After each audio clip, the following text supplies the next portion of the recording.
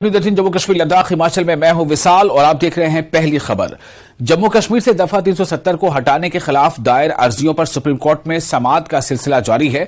कल 15वें दिन की समाअत हुई। चीफ जस्टिस ऑफ इंडिया की सरबराही में 5 जजों की आईनी बेंच इस मामले की समाअत कर रही है। सुप्रीम कोर्ट में मरकज के फैसले की हिमायत करने वालों ने अपना मौक़िफ़ पेश किया।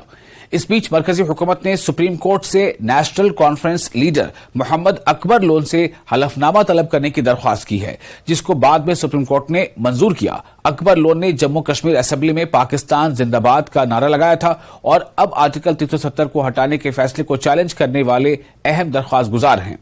मरकज की जानिब से KM नटराजन ने 4 रुकात पर बहस करते हुए CJI की सरबराह वाली बेंच से कहा है कि दफा 370 वाहिद शिक है जिसमें अपने तौर पर मनसूखी का इंतजाम है। दूसरा आर्टिकल 370 किसी किस्म का हक फराहम नहीं करता।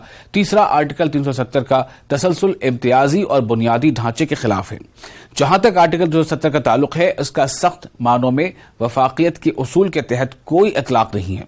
साबिक वज़ीर आला उमर अब्दुल्ला भी सुप्रीम कोर्ट पहुंचे थे। इस मौके पर उन्होंने न्यूज 18 से बातचीत भी की। लंच के बाद कपिल सिब्बल ने जम्मू कश्मीर से आर्टिकल 370 को हटाने से मुतालिक मरकजी हुकूमत के जवाब पर अर्जी गुजार की तरफ से जवाब देना शुरू किया। चीफ जस्टिस ने कपिल सिब्बल से पूछा कि आपके मौक्किल अकबर लोन के बारे में शिकायत है कि उन्होंने पाकिस्तान का नारा लगाया।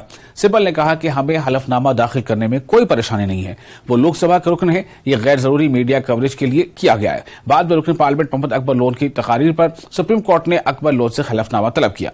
सुप्रीम कोर्ट ने कहा कि लोन हलफनामा दाखिल करें और कहें कि वो हिंदुस्तान के आईन और खुद मुख्तारी को कबूल करते हैं और जम्मू कश्मीर हिंदुस्तान का अटूट अंग है। हलफनामा मंगल तक तलब किया गया है। कि जो दलाइल पेटिशनर्स की तरफ दिए गए हैं वो कॉन्स्टिट्यूशन के ऐन मुताबिक हैं और फैसला अब माननीय सुप्रीम कोर्ट का करना है। तमाम नजरें इन पर लगी हुई हैं और जैसा देख सकते हैं हम अभी, चूंकि आज हमको रिबटल शुरू करने हैं, सो ये निहायत ही क्लियर मामला शायद वेंसडे तक हो जाएगा और हम पूरी उम्मीद हैं कि हमारी दलाइल्स में इतना वजन है कि उनको नकारा नहीं जा सकता है। 2 काउंटर जो बड़ी दलीलें हैं वो कहीं ना कहीं मुखालिफ फरीक की तरफ से मरकजी हुकूमत की तरफ से रखी गई। एक तो ये कि जब जम्मू कश्मीर का इल्हाक हुआ था तो वो पूरे तौर से बिला शर्त हुआ था और पूरे तौर से इल्हाक हुआ था, और फिर एक काउंटर दलील जो कश्मीरी पंडितों की तरफ से रखी गई, अगर कुछ कमी भी रह गई थी तो 5 अगस्त 2019 को पूरी कर ली गई। कश्मीरी पंडित हमारे वहाँ के एक अहम जुज़ हैं और वो क्यों इतना जोर लगा रहे हैं, कुछ लोग, बहुत ही मुट्ठी भर लोग, कि पूरे कश्मीरी पंडित समाज को उसमें वो चपेट में लेते हैं। और जहाँ तक आप बात कर रहे हैं कि जो भी अब मामला है, द केस इज हमारे हिसाब से totally loaded in favour of the petitioners, इसमें कोई दो राय ही नहीं है। कॉन्फ्रेंस के रहनुमा हिलाल अकबर लोन का कहना है कि यह वाकया शायद 2010 में हुआ था। अब इसको उठाना शायद इसलिए भी अहम है क्योंकि इलेक्शन का वक्त आ गया है। उन्होंने मजीद कहा कि अकबर लोन के खिलाफ जो भी इल्जामात लगाए गए वो सब बेबुनियाद हैं।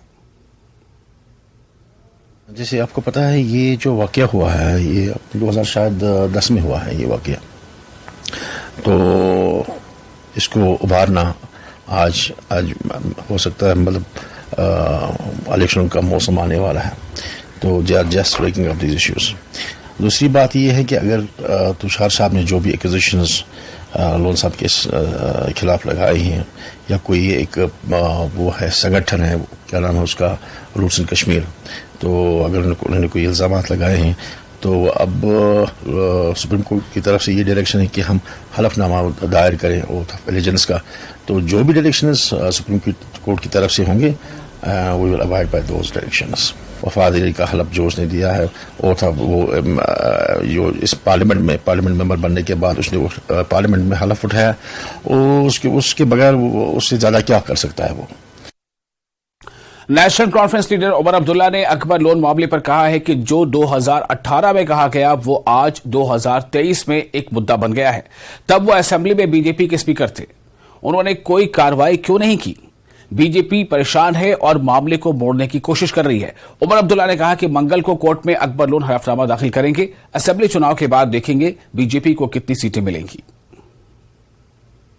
जी समझ लीजिए 18 में हुआ, स्पीकर बीजेपी के थे, क्या एक्शन लिया उन्होंने? आज अगर ये इश्यू उठाया जा रहा है गवर्नमेंट के तरफ से, गवर्नमेंट बीजेपी का है, वो पहले तो ये बताए ना कि 2018 में स्पीकर उनका था, उन्होंने इसमें क्या कार्रवाई की, क्या कोशिश की उन्होंने उस वक्त अकबर लोन साहब के खिलाफ कोई कार्रवाई करने की? क्या उनको सस्पेंड करने का कोई प्रोग्राम बना था उस वक्त असेंबली में? कुछ नहीं किया। उसके बाद 2019 में अकबर लोन साहब ने इलेक्शन लड़ा, एक बार नहीं 2 बार इस मुल्क के आईन पे उन्होंने हल्फ उठाया, जब उन्होंने अपने कागज भरे उस वक्त और जब वो हाउस में अंदर गए उस वक्त। 4.5 साल हो गए उनको पार्लियामेंट में अब मेंबर रहे हुए। मुझे बताइए ना, कहीं पे किसी ने ये इशू उठाया? आज ये इशू इसलिए उठाया जा रहा है क्योंकि अब जाहिर सी बात है कि हुकूमत जो है वो परेशान है। जिस तरह वो चाह रहे थे कि उनका केस जो है कोर्ट में जाए, वो नहीं जा रहा है।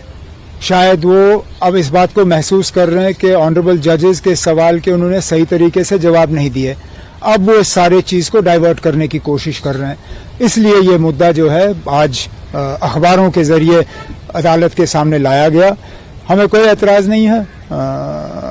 अकबर लोन साहब जो हैं वो जल्द से जल्द इस एफिडेविट को तैयार करके कल इसको सुप्रीम कोर्ट के सामने पेश करेंगे।